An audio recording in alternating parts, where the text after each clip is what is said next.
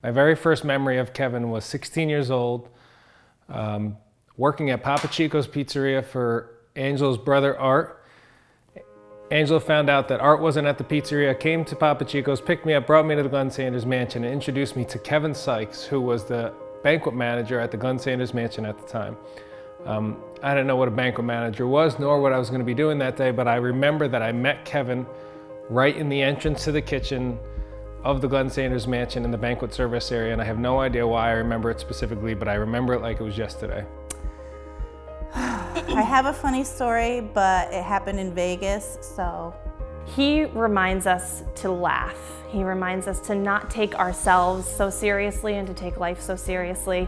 You know, what we do is a really big deal, but he'll go, it's food. What we're doing is just food. Let's everybody take a breath, take a deep breath, and then we'll laugh about something that's going on. So I think I'm gonna miss that the most, is to have somebody that grounds us a little bit and says, yeah, we do a really good job, but remember to laugh and not take yourself so seriously. Professionalism, eye for detail. Always looking out for the client, the guest, their needs, and the utmost quality of what we can provide for them. He was a teacher, mentor, co-worker. He's been a friend and family to me. He just really enjoys knowing people, and you could tell that, and he would put people at ease right away so that they were able to give him an idea of what they were looking for. It was never about the product, it was never about sales, it was never about what he had to accomplish in the meeting. It was about what made them tick. He sometimes comes up with some ideas that are really hard to execute. I remember the meetings where Mark would be so mad at Kevin, so mad. And I sometimes in the buffer between Kevin and the chefs when they're ready to choke him out. And then at the end of the meeting, we'd be like, well, that was a really good menu. We came up with it. I'm sure that's what we're all saying in our heads.